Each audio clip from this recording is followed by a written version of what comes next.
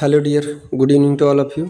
तो डियर, अभी आज सुबह में मैंने पार्ट फर्स्ट दिया था, जो कि नॉर्मल प्रेगनेंसी के दौरान जो है कि क्या-क्या फिजियोलॉजिकल चेंजेज़ होते हैं, उसमें हमने आपको जो है कि पार्ट फर्स्ट में बताया कि कैसे क्या प्रेगनेंसी क्या होती है, नॉर्मल प्रेगनेंसी क्या होती है, फंडल हाइट क्या-क्या होता है, कितने वीक पर कितने हाइट बढ़ती है, यूट्रस का पोजीशन क्या होता है, ये सब सारी चीज़ें मतलब कि बताया हमने। सर्विक्स में क्या बदलाव होता है, वुल्वा में क्या बदलाव होता है, वेजाइना में क्या चेंजिंग होती है, वो सारी चीज़ें हमने बताया। तो अब पार्ट सेकंड में डियर है फिजियोलॉजिकल चेंजेस ड्यूरिंग प्रेगनेंसी, ठीक है? तो फिजियोलॉजिकल चेंजेस ड्यूरिंग प्रेगनेंसी अब पार्ट टू हम लेके आए हैं। पार्ट टू में आपका देखने को मिलेगा डाइजेस्टिव, यूरिनरी, सर्कुलेटरी, इंटीग्युमेंट्री, जितने भी सिस्टम बचे हुए हैं सब में क्या क्या चेंजिंग आएगा प्रेगनेंसी के दौरान, वो चीज़ें हम बताएंगे। ठीक है, तो डियर आई थिंक आप लोग इसको नोट कर रहे होंगे, क्योंकि आने वाले एग्ज़ाम में आपको बहुत इंपॉर्टेंट होने वाले, चाहे एग्ज़ाम किसी भी एग्ज़ाम, नर्सिंग एग्ज़ाम में बैठ रहे हो, चाहे कोर्स के लिए या फिर कम्पिटिटिव नर्सिंग एग्ज़ाम में बैठ रहे हो, तो ये आपके लिए बेहद इंपॉर्टेंट होने वाला है।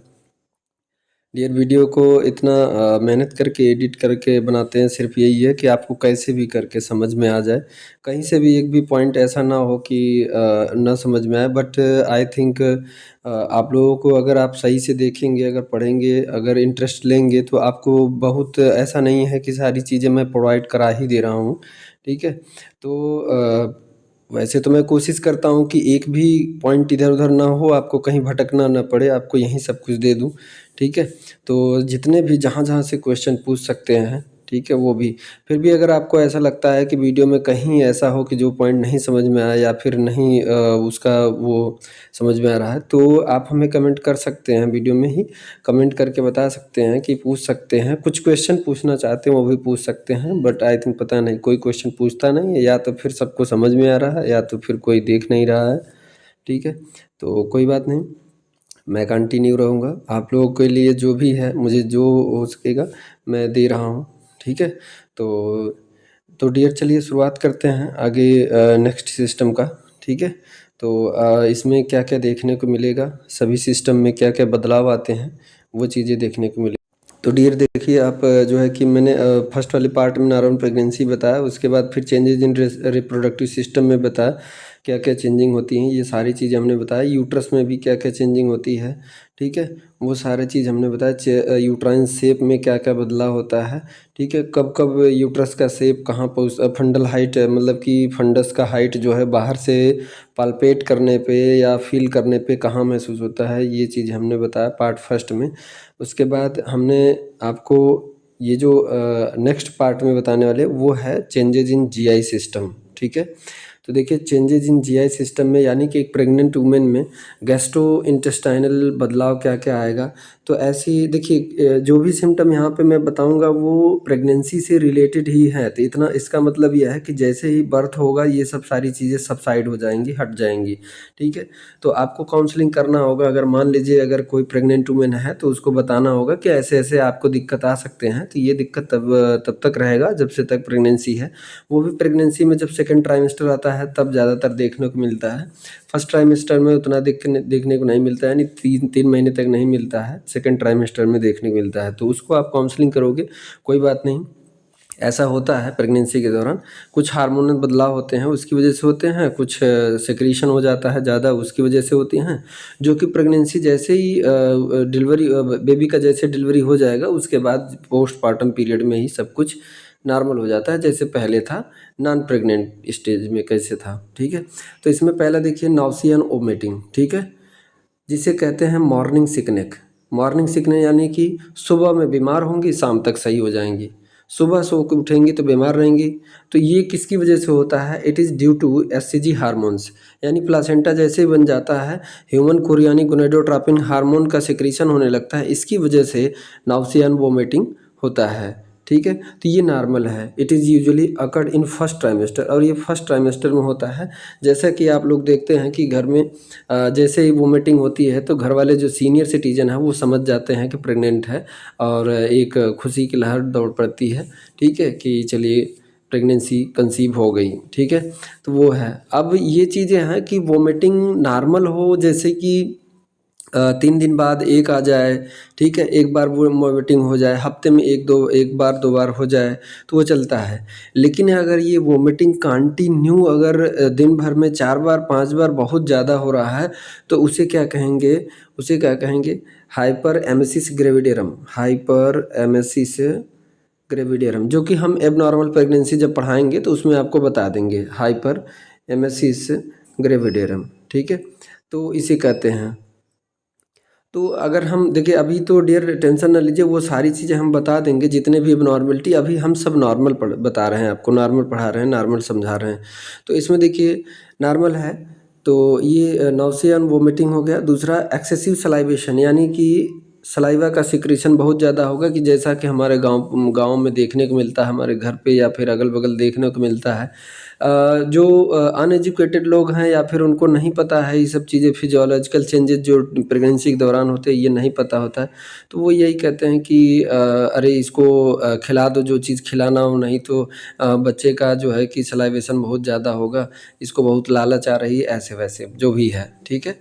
तो आप लोग आई थिंक बिलोंग करते होंगे गांव से ही, तो ऐसा सीनियर सिटीजन जो अनएजुकेटेड पुराने लोग हैं वो ऐसा मानते हैं, लेकिन उन्हें नहीं पता है कि ये फिजियोलॉजिकल चेंजेस हो रही है प्रेगनेंसी की वजह से, सलाइवेशन इसको बहुत ज़्यादा हो रहा है, ठीक है। जिंजीवाइटिस यानी गम में मसूड़ों में इन्फेक्शन मतलब हो जाएगा, ये कॉमन है। उसके बाद जैसे प्रेगनेंसी हटती है वो सही हो जाता है। It occur due to hyperaemia, hyperaemia and softening of gum, softening of gum बहुत सॉफ्ट हो जाता है। और हाइपरेमिया मतलब कि बहुत ज़्यादा आरबीसी का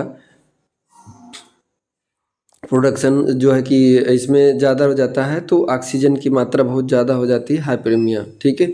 हाइपॉक्सीमिया जानते हैं, हाइपॉक्सीमिया, देखिए ईमिया शब्द लग जाए, ईमिया शब्द लिख जाए, ठीक है, तो वहाँ पे आरबीसी इरिथ्रोसाइट से ही रिलेटेड होगा, ठीक है। तो हाइपरेमिया हो जाता है, बहुत ज़्यादा आरबीसी की मात्रा बढ़ जाती है और गम जो है सॉफ्ट हो जाते हैं। गॉल ब्लैडर यानी कि जो पित्ताशय की थैली होती है वो क्या होता है, emptying time decreases due to enlarge uterus. देखिए यूट्रस की साइज़ बढ़ने की वजह से, जैसे जैसे यूट्रस की साइज़ ऐसे बढ़ता जाता है, यूट्रस की साइज़ बढ़ता जाता है, ऐसे बढ़ता जाता है, तो लीवर पे गॉल ब्लैडर पे दबाव बढ़ता है, ठीक है, ऊपर की तरह दबाव बढ़ता है। तो गॉल ब्लैडर जितने टाइम में खुल जाना चाहिए, खाली हो जाना चाहिए वहाँ पे, क्योंकि जो है कि गॉल ब्लैडर में जो बाइल का स्टोरेज होता है, वो बाइल जो है कि कंटिन्यू हर एक रेगुलर टाइम पीरियड के बीच में वो खाली होना चाहिए, लेकिन यही क्या हो जाता है, डिक्रीज हो जाता है ड्यू टू इनलार्ज यूट्रस, यानी कि emptying time decreases. Emptying time मतलब कि जितने टाइम में जैसे कि मान लीजिए कम समय में 1 घंटे बाद खाली होना था, 1 घंटे बाद खाली होना था, तो वो क्या हो जाता है, वो जल्दी जल्दी खाली होने लगता है ड्यू टू इनलार्ज यूट्रस। अरे जैसे हमारे कहने को बोले आपको समझा दूँ मैं, अगर देखिए जैसे मान लीजिए कोई पॉट है, देखिए यहाँ पे ये लीवर है, ठीक है, उसके बाद ये गॉल ब्लैडर, ठीक है, ये आके कॉमन बाइल डक्ट यहाँ पे खुलता है, कहाँ पे, ड्यूडेनम में, पेंक्रियाज के पास। अब जो है कि यूट्रस का ऐसे हाइट बढ़ता है, ऐसे हाइट बढ़ता है, तो ये दबाव डालता है, ऐसे प्रेशर लाइक दैट, इस पर प्रेशर पड़ेगा, इस पर प्रेशर बढ़ेगा, तो ऐसे ये उलट जाता है, ऐसे इधर हो जाता है, टेढ़ा हो जाता है, और इसकी आसानी से जो है कि आसानी से जो है वो बाइल का खाली हो जाता है, यानी कि बहुत कम समय में जल्दी जल्दी खाली होने लगता है, जबकि एक टाइम पीरियड के दौरान ही खाली होना चाहिए। तो आपको पता है कि बाइल का भी सिक्रीशन होना बहुत ज़रूरी है, नहीं तो यहाँ पे क्या हो जाएगा, स्टोन, गॉल ब्लैडर स्टोन हो जाएगा, इसलिए इसको खाली भी होना ज़रूरी है। जो कि बाइल सिक्रीशन लीवर से होता है लेकिन स्टोर होता है गॉल ब्लैडर में, और एक रेगुलर टाइम पीरियड पे इसको खाली भी होना चाहिए। लेकिन क्या होता है कि एक लिमिटेड टाइम 1 घंटे बाद खाली होना होता है, तो उसके बजाय ये लगभग आधे घंटे या 20 मिनट बाद ही खाली हो जाता है। तो जो भी टाइमिंग होगा, अभी मैं नॉर्मल सभी बता रहा हूँ, तो ये चीज़ें होती है। यानी कि एक एक यहाँ पे स्टोर करने वाला बर्तन था, इस पे दबाव बढ़ा तो ये पिचक गया, और पिचकने के बाद इसमें जो भी कंटेंट थे वो बाहर आने लगे, यानी कम कम समय पे क्या होगा, बाइल का इम्पटी होने लगेगा, गॉल ब्लैडर इम्पटी होने, खाली होने लगेगा, जबकि एक टाइम पीरियड के दौरान ही खाली होना चाहिए, ठीक है। उसके बाद हार्ट बर्न, ऐसा लगेगा कि सीने में जलन हो रहा है, सीने में जलन due to delayed empty time of stomach. ठीक है, स्टमक में जो भी खाना महिला, देखिए इसीलिए महिला को बोला जाता है कि प्रेगनेंसी के दौरान थोड़ा थोड़ा खाए लेकिन कई बार खाए। दिन भर में थोड़ा थोड़ा खाए लेकिन 3 बार 4 बार खाए और बहुत थोड़ा थोड़ा, ये नहीं कि पाए एकदम बुलिमिया नर्वोसा की तरह खा लें। ठीक है, बाद में देखा जाएगा वोमिटिंग कर देंगे चलेगा। तो बुलिमिया नर्वोसा का ये कंडीशन, तब तो वो साइकोलॉजिकल इल में आ जाएगा। तो बुलिमिया नर्वोसा का कंडीशन नहीं होना चाहिए। हार्ट बर्न इसलिए होता है कि थोड़ा बहुत अगर ये महिलाएं जो है कि ज़्यादा खा लेती हैं तो वो क्या होता है कि स्टमक में एसिड का सिक्रीशन होता है। उस एसिड के सिक्रीशन होने की वजह से डाइजेशन तो हो जाता है लेकिन वो पास नहीं हो पाता है। वजह यह है कि स्टमक पे देखिए, थोड़ा सा मैं एक इसको भी दिखा, देखिए स्टमक है, देखिए यहाँ पे।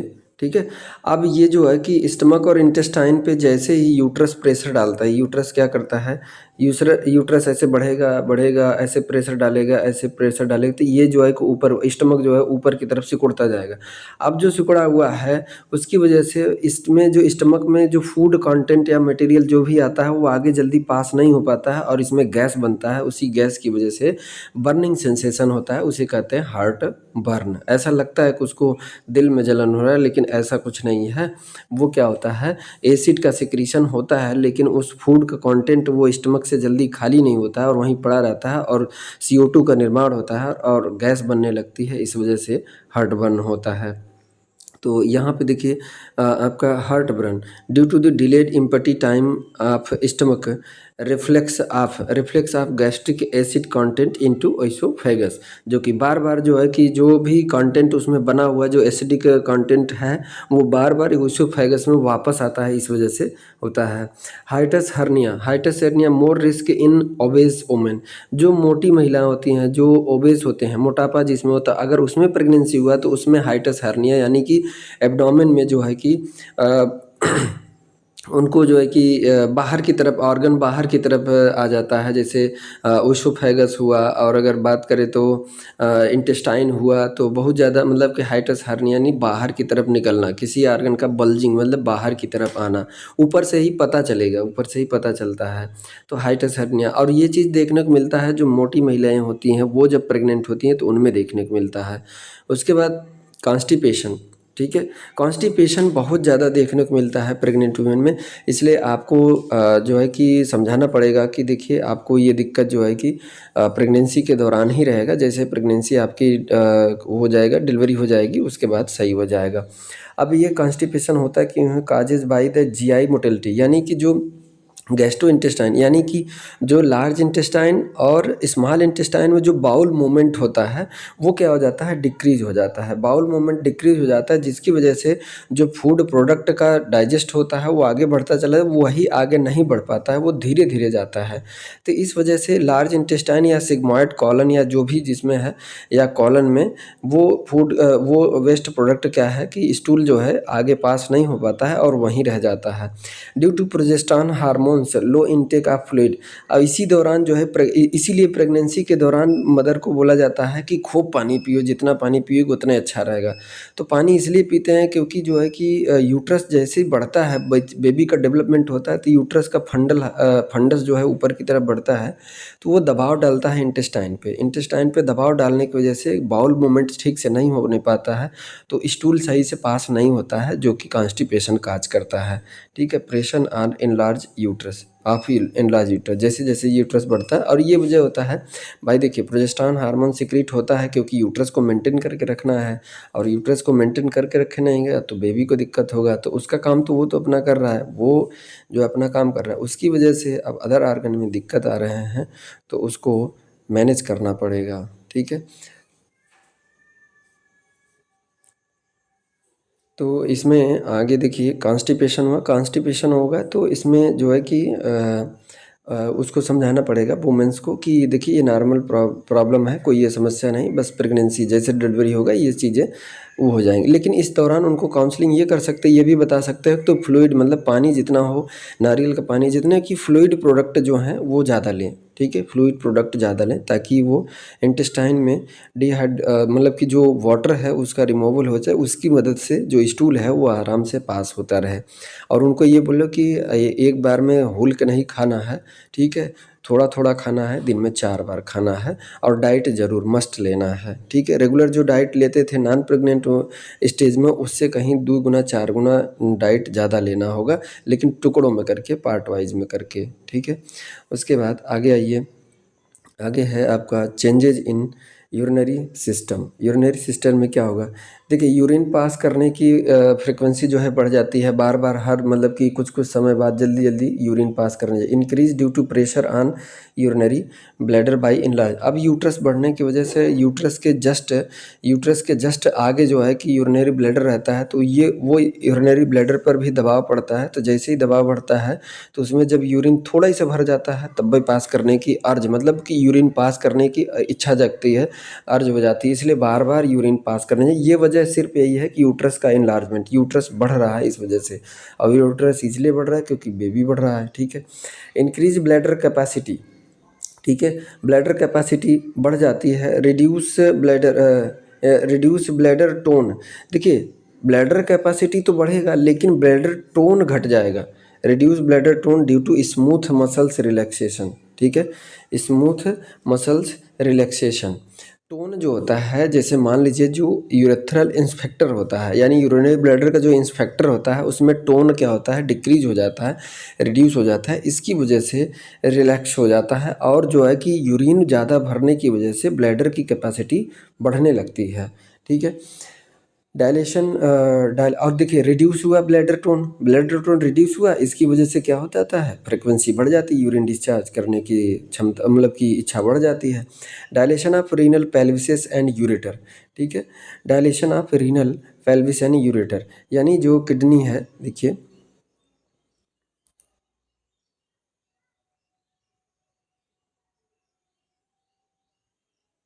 ठीक है, तो ये किडनी है, कह रहा है कि डायलेशन ऑफ रीनल पेल्विस, यानी कि जो रीनल पेल्विस है ये कुप्पी के जैसा आगे जो है कि कुप्पी के जैसा जो आगे वाला पार्ट होता है, देखिए कलर चेंज कर दे रहा हूँ तो ठीक है, तो ये ऐसे पेल्विस कहते हैं आगे वाले पार्ट, यूरेटर के जस्ट फ्रंट वाले पार्ट को, सबसे फर्स्ट पार्ट को, और जो किडनी में रहता है उसे पेल्विस कहते हैं। तो इसमें क्या हो जाएगा, डायलेट हो जाएगा, यानी ये चौड़ा हो जाएगा, डायलेट हो जाएगा। और यूरेटर भी क्या हो जाएगा, इसका भी डायमीटर बढ़ जाएगा, ठीक है।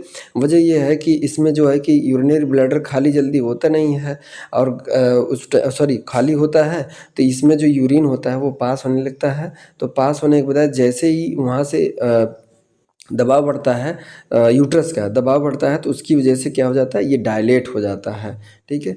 ज़्यादा नहीं होता है, ये सब नॉर्मल चेंजेज होते हैं, इसके लिए अब लेके बहुत परेशान नहीं होना, ये सब नॉर्मल चेंजेज होती है, ठीक है। तो ये आपको देखने को मिलेगा। तो अगला है flow rate of urine decreases, क्या हो जाता है, फ्लो रेट ऑफ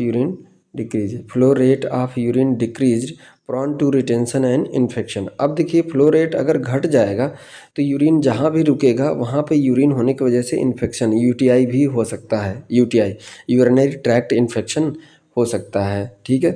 उसके बाद अब बात करें changes in circulatory and haematological system, बहुत बहुत इंपॉर्टेंट है, इसको समझिए। Blood volume increase to meet need of women and foetus.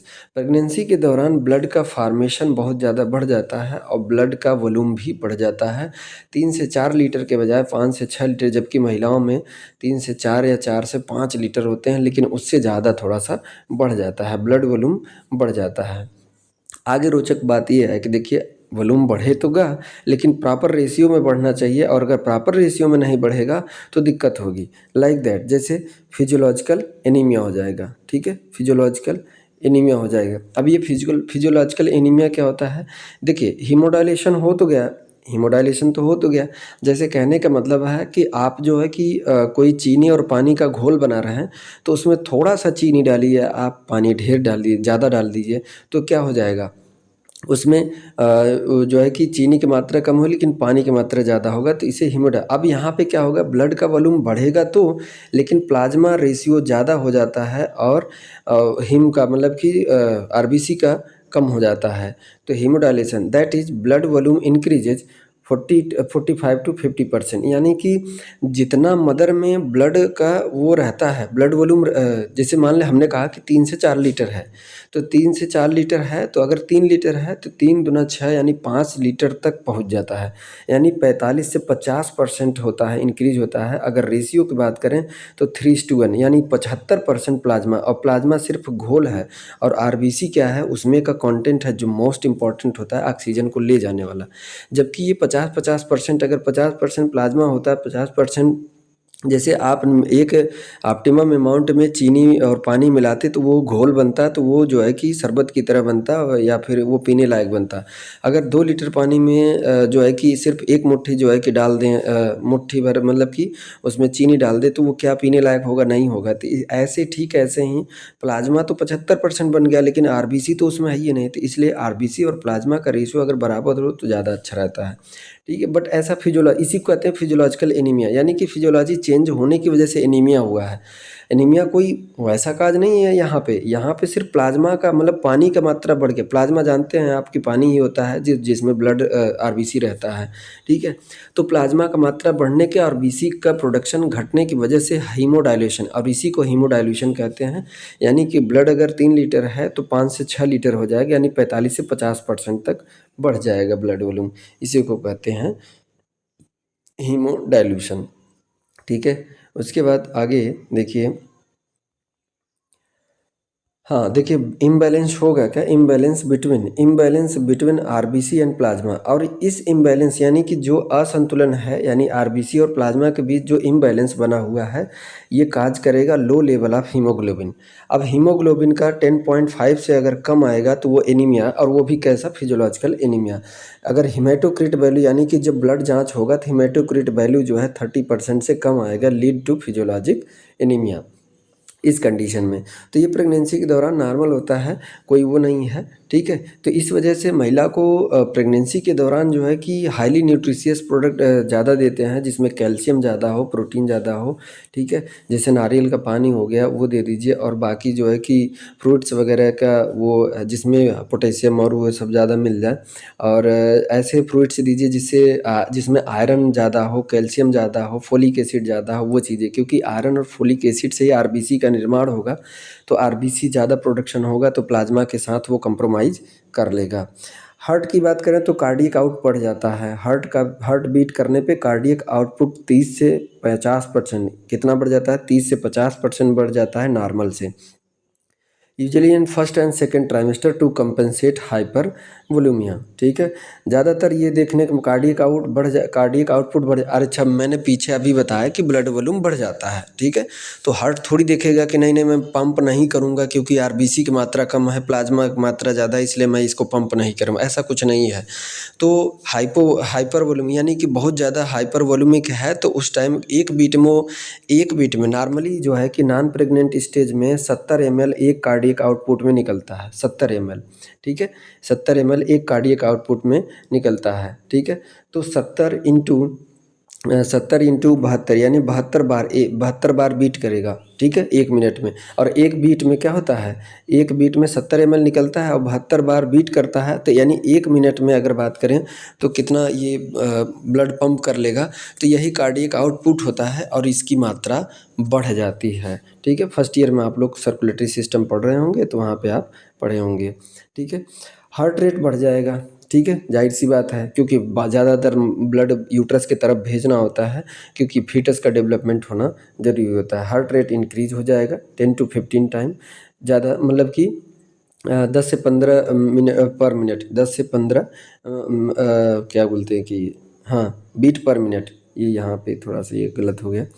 Palpation करने पे blood pressure high slightly decrease होगा इन सेकेंड ट्राइमेस्टर मंथ में सफ़र फ्रॉम सुपाइन। अच्छा वो ठीक, सेकेंड ट्राइमेस्टर में पाल्पेट करने पे, जब फर्स्ट ट्राइमेस्टर में ये देखने को नहीं मिलेगा, सेकेंड ट्राइमेस्टर में देखिए, सेकेंड ट्राइमेस्टर में मैं आपको सुपाइन हाइपोटेंशन के बारे में दिखाता हूँ, एक सेकेंड। तो देखिए डियर, सुपाइन हाइपोटेंशन होता क्या है। सुपाइन हाइपोटेंशन ये जो है कि सेकंड ट्राइमेस्टर की जब प्रेगनेंसी होती है तो उस दौरान देखने को मिलता है।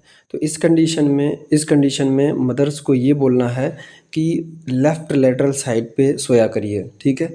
सीधा सुपाइन होके नहीं सोना है, यानी कि सीधा होके नहीं सोना है, थोड़ा सा लेफ़्ट लेटरल होके सोना है, ठीक है। वजह ये है, मैं आपको दिखा दे रहा हूँ सुपाइन हाइपोटेंशन। देखिए, अब यहाँ पे देखिए ये फिगर है, ये मदर लेटी हुई है, ठीक है। ये क्या है, बेबी का डेवलप हो रहा है, ये यूट्रस है। और ये देखिए जो ब्लू कलर से ये आर्टरी है, और नीचे जो है बैक में क्या है, ये बैकबोन है।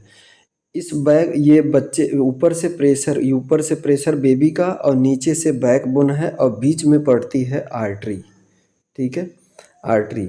इस आर्टरी पे दबाव बढ़ता है, जिसकी वजह से इधर लोअर लिम्ब साइड जो है कि ब्लड कम पहुंच पाता है। इस वजह से ब्लड प्रेशर क्या हो जाता है, डिक्रीज रहता है। तो इसी को बोलते हैं सुपाइन। सुपाइन मतलब जब मदर एकदम सीधा सुपाइन पोजीशन में सोएगी तब ये देखने को मिलेगा हाइपोटेंशन, हाइपोटेंशन, ठीक है। हाइपो यानी लो बीपी, ठीक है। ठीक से ब्लड प्रेशर पाल्पेट नहीं होगा, तो इसी को बोलते हैं सुपाइन हाइपोटेंशन। इसलिए ऐसी कंडीशन में सेकंड ट्राइमेस्टर में महिला को बोला जाता है कि लेफ़्ट लेटरल में पोजीशन में लेटे, सीधा होके ना लेटे, सीधा सुपाइन में ना लेटे। तो सीधा सुपाइन में लेटेगा तो इधर से ऊपर से फीटस का मतलब बेबी का दबाव, और नीचे से ये बैकबोन, और बीच में आर्टरी पर दबाव बढ़ता है। इसकी वजह से ब्लड ठीक से सर्कुलेट नहीं कर पाता है। इस वजह से नीचे के अगर आर्टरी को पाल्पेट किया जाए तो वहाँ पे बीपी लो महसूस होता है, और इसी को बोलते हैं सुपाइन हाइपोटेंशन सिंड्रोम। उसकी वजह से मदर को ढेर सारी, कभी कभी अगर मदर नहीं अगर मैनेज करे या कहीं नहीं मैनेज कराए, उसको नहीं पता है, अगर ऐसे बार बार सो रही है तो उसको ढेर सारे सिम्टम लोअर एक्सट्रीमिटी में देखने को मिलते हैं। हाथ पाँव में दर्द होगा, हाथ पाँव बहुत थके थके नज़र, क्योंकि ऑक्सीजन सही से जा नहीं रहा, और हाथ पाँव भारी भारी रखते हैं। ऐसे कंडीशन में तो हमेशा ध्यान रखिए, काउंसलिंग करना होगा तो फीमेल को बोलना होगा सेकंड ट्राइमेस्टर में लेफ़्ट लेटरल पोजीशन में, हमेशा जब भी सोए लेफ़्ट लेटरल पोजीशन में, ठीक है। तो ये देखने को मिलता है, ठीक। तो देखिए इसमें क्या है, ब्लड प्रेशर आगे ये कह रहा है कि ब्लड प्रेशर स्लाइट डिक्रीज, थोड़ा सा डिक्रीज इन सेकंड ट्राइमेस्टर में मदर में suffer from supine hypotension syndrome. हो सकता हो मदर को सुपाइन हाइपोटेंशन, जो अभी हमने समझाया कि आर्टरी पर दबाव आता है, ठीक, जैसा कि इस फिगर में हमने आपको बताया। ब्लड कंपोनेंट, अब ब्लड कंपोनेंट की बात करें तो डब्ल्यूबीसी होगा। आरबीसी के बारे में आप तो जान ही गए हैं कि आरबीसी का, तो डब्ल्यूबीसी इंक्रीज हो जाता है बहुत ज़्यादा। वजह यह है कि बच्चे की इम्यूनिटी और मदर की इम्यूनिटी दोनों की रिक्वायरमेंट बहुत ज़्यादा बढ़ जाती है। इस वजह से डब्ल्यूबीसी का प्रोडक्शन बढ़ जाता है। प्लेटलेट का डिक्रीज हो जाता है, प्लेटलेट डिक्रीज हो जाता है। पेरिफेरल एडमा अकर्ड, यानी कि सुबह सुबह देखिए मदर जब उठेगी, सो के उठती हैं तो उनके चेहरे पे स्वेलिंग रहती है, फुट में स्वेलिंग रहती है, जो कि दिन भर जैसे ही होता है 12 बजे के बाद जो है कि वो सबसाइड हो जाता है, फिर रात भर नहीं रहेगा, फिर सुबह अगली सुबह, इसी को मॉर्निंग सिकनेस बोलते हैं। और इसी वजह से वॉमिटिंग वगैरह होता है, ठीक है। और ये सब चीज़ें किस वजह से होती हैं, ये हार्मोनल चेंजेस होने की वजह से होती हैं। तो ये चीज़ें देखने को मिलेगा फिजियोलॉजिकल में। अगला जो है चेंजेज इन रेस्पिरेटरी सिस्टम, अगर बात करें तो चेंजेज में ऑक्सीजन कंजप्शन क्या हो जाएगा, बढ़ जाएगा। वजह यह है कि अब दो जगह मांग बढ़ गया है, यानी कि बच्चे को भी चाहिए ऑक्सीजन और मदर को भी ऑक्सीजन चाहिए। इंक्रीज अबाउट 40%, लगभग नॉर्मल जितना ले रही थी महिला उसका 40%, यानी कि लगभग जैसे मान लीजिए 1 ml ब्लड में 19 ml ऑक्सीजन होता है, 19 ml ऑक्सीजन होती है, यानी 39 तक बढ़ जाएगा, 39 तक बढ़ जाएगा, यानी कि या तो फिर नहीं 39 तो 35 या 30 तक ज़रूर बढ़ जाएगा ऑक्सीजन। यानी 1 ml में ऑक्सीजन की मात्रा ज़्यादा होनी चाहिए। इस वजह से आरबीसी का भी मात्रा ज़्यादा होना चाहिए। ऑक्सीजन अगर बढ़ भी जाएगा, अगर तेज़ी से, अगर वो तेज़ी सांस लेके ऑक्सीजन ले भी जाए तो ब्लड में अगर आरबीसी नहीं होगा तो कौन लेके जाएगा। इस वजह से आरबीसी का प्रोडक्शन होना ज़रूरी है, ठीक है। तो ये जो है कि इस टाइम ऑक्सीजन की मात्रा कंजप्शन भी बढ़ जाता है, उपयोग करने की बढ़ जाता है, क्योंकि डबल कंजप्शन है, ठीक है। हाइपर वेंटिलेशन, जाहिर सी बात है, ज़्यादा ऑक्सीजन लेने के लिए वो जल्दी जल्दी सांसें लेगी, वो सोचेगी ठीक से सांस नहीं ले रहा, और ऐसा देखने को मिलता है, नॉर्मल सिम्टम है। एक प्रेग्नेंट वुमेन में वो जल्दी जल्दी सांस लेती हैं ऑक्सीजन की कमी, ताकि सफोकेशन ना महसूस हो। Caused by the need to blow off increase carbon dioxide transfer from foetus. अब बताइए, देखिए हाइपर वेंटिलेशन यानी कि जल्दी जल्दी सांस अंदर लेंगे और बाहर निकालेंगे। बाहर निकालने का मतलब यह है कि फीटस भी CO2 छोड़ रहा है और मदर भी CO2 निकाल रही है, यानी कार्बन डाइऑक्साइड का बाहर भी निकालना जरूरी है, जो कि बच्चे को ही प्रोटेक्ट करेगा, कार्बन डाइऑक्साइड पॉइजनिंग से बचाएगा और मदर को भी। इसलिए बहुत जल्दी जल्दी सांसें लेना और छोड़ना पड़ता है। तो इंक्रीज हो जाता है कार्बन डाइऑक्साइड को ट्रांसफ़र करने के लिए, यानी बाहर निकालने के लिए, जो कि फीटस से भी आता है और मदर के बॉडी से भी CO2 निकलता है और ऑक्सीजन का कंजप्शन भी बढ़ जाता है। ठीक है। नाजल कंजेशन एंड इपिस्टैक्सिस, कभी कभी ये चीज़ देखने को मिलता है, ज़्यादातर नहीं। नाजल कंजेशन यानी नाक जाम हो जाएगा, ठीक है, नाजल साइनसेस ब्लॉक हो जाएंगी, और इपिस्टैक्सिस कभी कभी नोज ब्लीड भी देखने को मिले due to increase level of oestrogen, और ये एस्ट्रोजन के हार्मोन्स की वजह से ऐसा देखने को मिलता है। डिस्पनिया यानी कि in third trimester due to enlarge, क्या होता है, due to enlarge uterus, uterus को ज़्यादा बढ़ने की वजह से लंग्स की साइज़ घट जाती है, यानी दबाव ऊपर की तरफ बढ़ता है, दबाव ऊपर की तरफ बढ़ता है। इसी वजह से सांस लेने में उसको, मदर को दिक्कत होती है, ठीक से सांस नहीं ले पाती, यानी कि जल्दी जल्दी सांस लेती है और प्यूरी जो है कि फिल्टर नहीं हो पाता। सब साइड आफ्टर लाइटनिंग, यानी कि 38 वीक 37 वीक के बाद जब प्रेगनेंसी जब डिलीवरी होने वाली होती है, तो बच्चा जब डिसेंट होता है, नीचे आता है, तो ये समस्या मदर को बहुत अच्छा फील होता है कि अब सांस खुली से ले रहे हैं। ठीक है, तो ऐसा होता है लाइटनिंग, यानी, और ये देखने को मिलेगा 38 वीक पर, 38। तो डियर नेक्स्ट अगर हम बात करें changes in integumentary system, changes in integumentary system मतलब कि स्किन में क्या बदलाव होगा। ठीक है, स्किन में क्या क्या चेंजिंग देखने को मिलेंगे आपको। देखिए, तो अगर हम बात करें स्किन में चेंजिंग की बात करें, तो changes in integumentary system, diaphoresis, पसीना बहुत ज़्यादा होगा, क्लोज्मा या फिर मलाज्मा, इसी को बोलते हैं क्लोज्मा या तो मलाज्मा, यानी कि क्लोज्मा या फिर मिलेज्मा। ठीक है, मिलेज्मा इसलिए मिलेनिन से है, डार्कनेस ऑफ हो जाता है, और क्लोज्मा इसे कहते हैं कि जैसे कि फेस पर देखेंगे आप बटरफ्लाई शेप्ड होता है। तो देखिए डार्केनिंग, इसका मतलब क्या होता है, डार्केनिंग ऑफ फोरहेड यानी कि नाक के और माथे पे और आँखों के नीचे, जैसा कि देखिए ये क्लोज्मा है, दिखा रहा हूँ आपको। ठीक है, पहले देख लीजिए डिफिनीशन, डार्कनिंग ऑफ फोरहेड चिक, यानी कि माथा, चिक, गाल, nose, due to increase melanin का सिक्रीशन बहुत ज़्यादा हो जाता है इस दौरान, इस वजह से it is known as mask of pregnancy. ये सिर्फ प्रेगनेंसी के दौरान देखने को मिलता है, लाइक दैट, जैसे कि जूनियर जी आप लोग देखते होंगे, तो जूनियर जी में जैसे लगाते हैं मास्क, जूनियर जी लगाए रहता था, तो वैसे ही मास्क हो जाता है स्किन पे। ठीक है, तो इसमें देखिए यहाँ पे एक देखिए, ये देखिए ये नाक से लेते हुए ऐसे, देखिए यहाँ से ऐसे, देखिए यहाँ पूरा ऐसे, ये ठीक है, इधर जैसे मास्क की तरह से ऐसे फोरहेड पे भी रहता है, तो चिक पे, नोज पे और फोरहेड पे। ठीक है, डार्क हो जाएगा, और ये किसकी वजह से होता है, मिलेनिन हार्मोन का सिक्रीशन बढ़ जाता है, इसकी वजह से होता है। ठीक है, आप लोग नॉर्मली देखे होंगे, ठीक है, प्रेगनेंसी के दौरान आप लोग देखे होंगे अगल बगल कि जो महिलाओं को ऐसा कभी कभी देखने को मिलता है, और ये दिक्कत हट जाता है, और ये स्किन का जो क्लियर मतलब साफ़ हो जाता है कब, जब प्रेगनेंसी डिलीवरी हो जाती है, डिलीवरी के बाद। मतलब ये मैं नॉर्मल क्या क्या बदलाव होता है, अब नॉर्मल नहीं है, वो चीज़ें मैं बता रहा हूँ। यानी पसीना होगा, ठीक है, क्लेज्मा यानी कि बटरफ्लाई शेप्ड जो मास्क होता है, मास्क की तरह दिखने लगता है, वो मिलेनिन का सिक्रीशन ज़्यादा होने से होता है।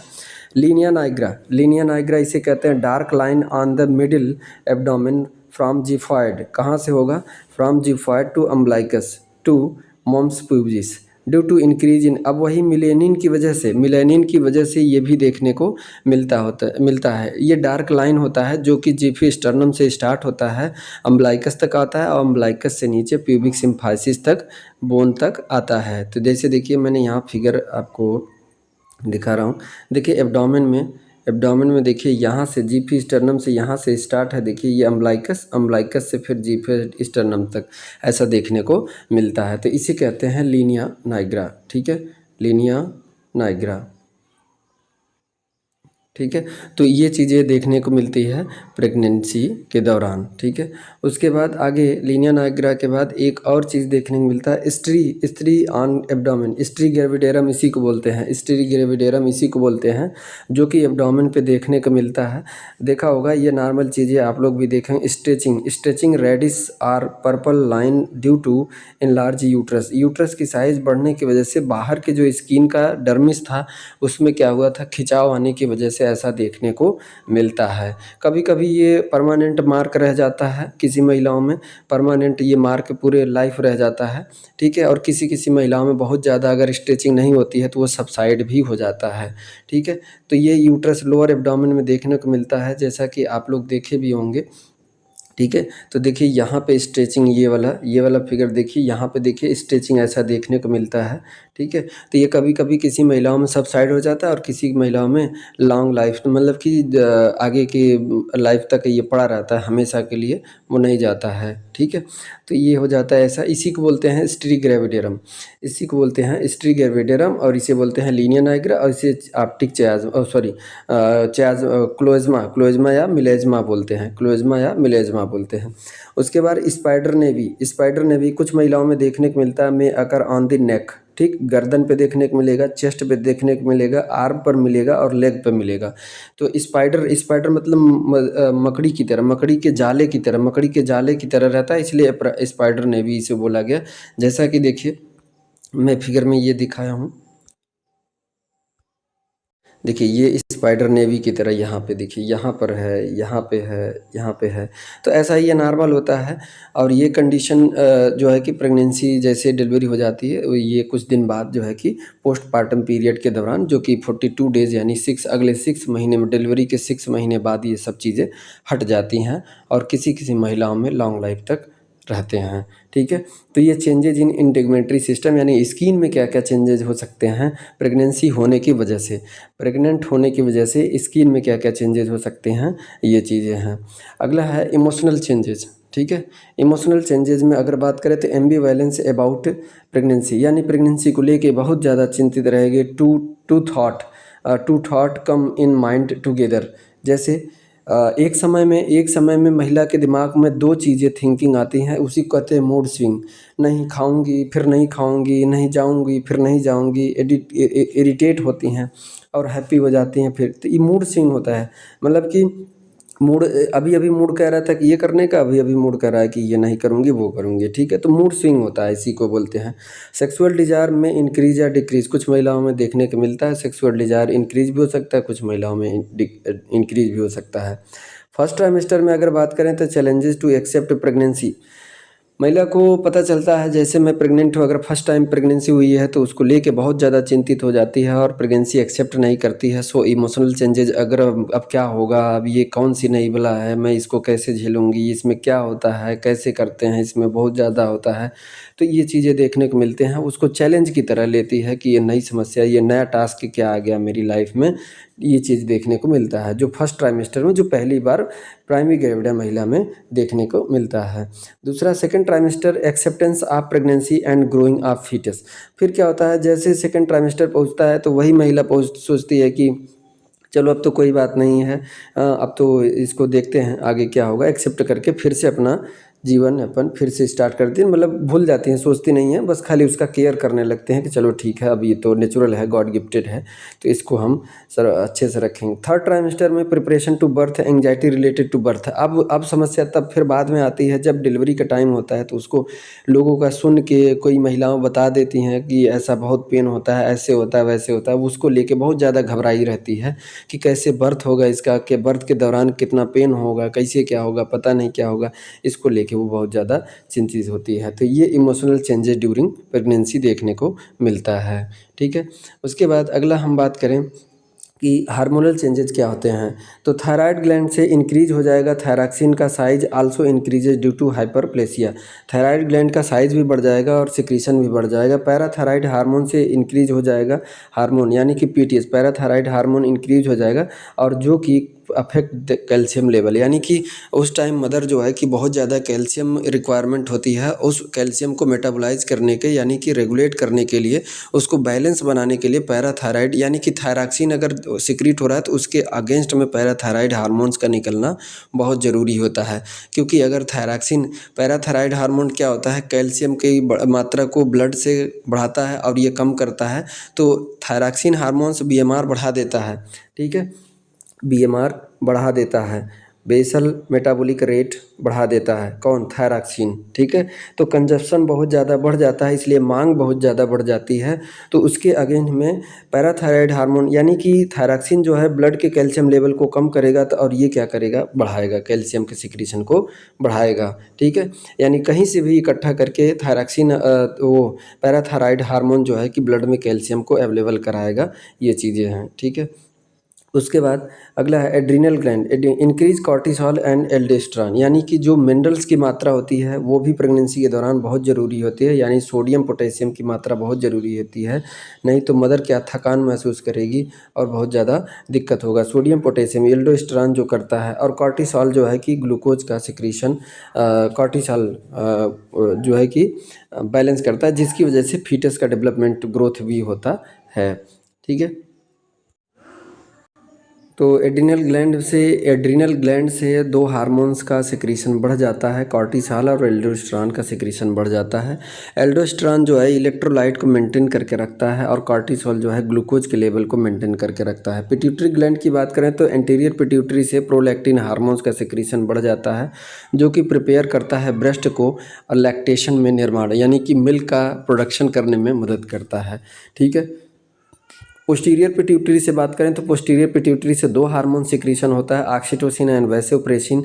तो ऑक्सीटोसिन का सिक्रीशन बढ़ जाता है, ठीक है, क्योंकि which stimulate the uterine contraction and breast के, ठीक है, यूट्राइन को भी कॉन्ट्रैक्ट करता है और ब्रेस्ट से मिल्क का इंजेक्शन करने में भी मदद करता है। लेबर जैसे स्टार्ट होता है वैसे ऑक्सीटोसिन का सिक्रीशन बढ़ जाता है। After birth contract uterus and stimulate milk injection reflex और लेट डाउन रिफ्लेक्स। इसी वजह से जैसे ही प्रेगनेंसी बेबी का बर्थ होता है तो मिल्क का इंजेक्शन होना स्टार्ट हो जाता है। कब, जब बेबी जैसे ही टच करेगा एरियोला को, निप्पल को जैसे टच करेगा वैसे ऑक्सीटोसिन का सिक्रीशन बढ़ जाएगा, क्योंकि प्रोडक्शन तो प्रोलैक्टिन करा दिया, मिल्क का प्रोडक्शन प्रोलैक्टिन करा दिया, और ऑक्सीटोसिन का निकलना, ऑक्सीटोसिन इसलिए क्योंकि जिसमें जो एल्विलाई है, जो मिल्क सैक है जिसमें मिल्क भरा हुआ है, उसको दबाएगा कौन, ऑक्सीटोसिन, और उसको दबाने की वजह से आसानी से बेबी सक कर लेता है और आ जाता है मिल्क बाहर, और इसी को कहते हैं लेट डाउन रिफ्लेक्स। यानी कि बेबी जैसे एरियोला, मदर के ब्रेस्ट के एरियोला का जैसे टच करेगा ऑक्सीटोसिन का सिक्रीशन होगा, और वो ऑक्सीटोसिन जो है कि मिल्क सैक को दबाएगा, और दबाने के बाद मिल्क बाहर आना, इसी को बोलते हैं लेट डाउन रिफ्लेक्स या मिल्क इजेक्शन रिफ्लेक्स बोलते हैं, ठीक है। पैंक्रियाज में क्या होगा, इंसुलिन का सिक्रीशन बढ़ जाएगा, इंसुलिन का सिक्रीशन बढ़ जाएगा क्योंकि ग्लूकोज जो है कि बहुत ज़्यादा मात्रा में आता है कार्टिसोल का, इसलिए ग्लूकोज को खपत करने के लिए अगर इंसुलिन का सिक्रीशन कम हो जाएगा तो मदर क्या हो जाएगी, प्रेगनेंसी डायबिटिक हो जाएगी, डायबिटीज़ इन प्रेगनेंसी वो कंडीशन आ जाएगा। और अगर ऐसे कंडीशन अगर बनी रही तो फीटस का वजन बढ़ सकता है, फीटस का जो ग्रोथ बढ़ सकता है, जो कि नॉर्मल 2.5 से 3 kg होना चाहिए तो 3 से पार चला गया तो वो रिस्क बढ़ सकता है ड्यूरिंग डिलीवरी, ठीक है।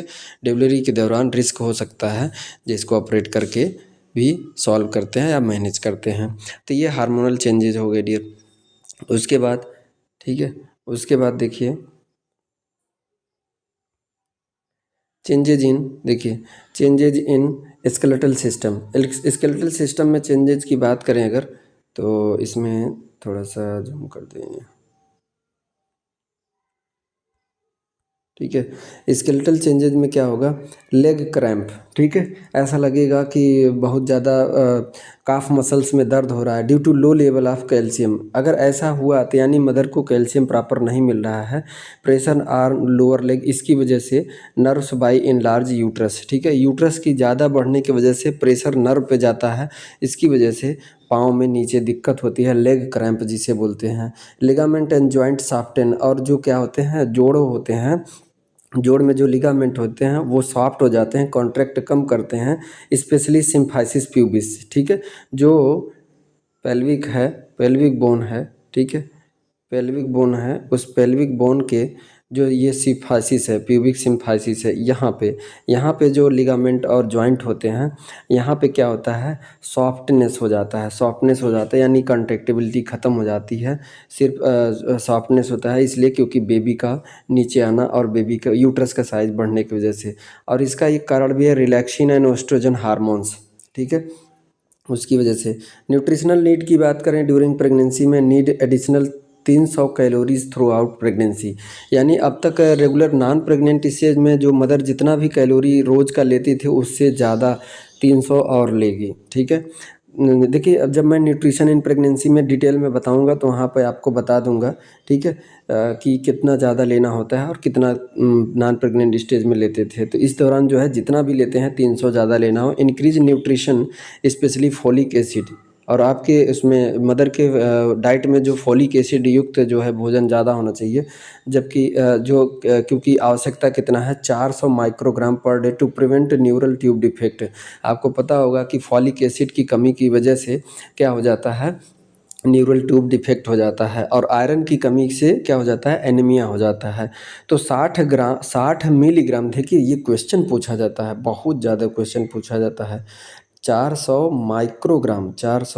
माइक्रोग्राम पर डे और 60 मिलीग्राम पर डे, इतना चाहिए, ठीक है, 60 milligram per day to prevent physiological anaemia. Calcium intake यानी 400 प्रेगनेंसी के दौरान, तो कुल मिला के टोटल 1200 प्रेगनेंसी के दौरान 1200 M G calcium per day लेना ज़रूरी होता है मदर के लिए, ठीक है। Calcium very very most important होता है प्रेगनेंसी के दौरान, आयरन और फोलिक एसिड भी। तो ये न्यूट्रिशनल नीड हो गया, ठीक है। उसके बाद अब हम नेक्स्ट पार्ट लेके आएंगे, तो उसमें आपको बताएंगे डायग्नोसिस ऑफ प्रेगनेंसी, ठीक है dear. Diagnosis of pregnancy, I think आप लोगों को ये वीडियो बहुत अच्छा लगा हो, कंटेंट आपके लिए है। तो नेक्स्ट पार्ट में हम डायग्नोसिस ऑफ प्रेगनेंसी, ढेर सारी चीज़ें जो स्वयं बिना इंस्ट्रूमेंट का भी डायग्नोसिस कर सकते हैं, आप अपनी स्किल से भी डायग्नोस कर सकते हैं, और जो है कि कितनी मशीनें, अल्ट्रासाउंड क्या होती है, ये सारी चीज़ें, हम कैसे डायग्नोस किया जाता है प्रेगनेंसी, और क्या क्या साइन होते हैं, क्या क्या सिम्टम, ये सारी चीज़ें हम आपको नेक्स्ट क्लास में, नेक्स्ट लेक्चर में बता देंगे, जो पार्ट 3 होगा, ठीक है, इसी का पार्ट 3 होगा। तो डियर, क्लास को कमेंट ज़रूर कीजिएगा वीडियो अगर अच्छा लगा हो, और आप लोग जो है इसका नोट्स प्रॉपर बना के रखें, क्योंकि आपके लिए ये बेहद इम्पोर्टेंट होने वाला है, ठीक है, आपके सभी ऑल एग्ज़ाम के लिए। तो डियर, इसको शेयर ज़रूर कीजिएगा बाकी लोगों के पास भी, सबके, ठीक है। तो आपके लिए बहुत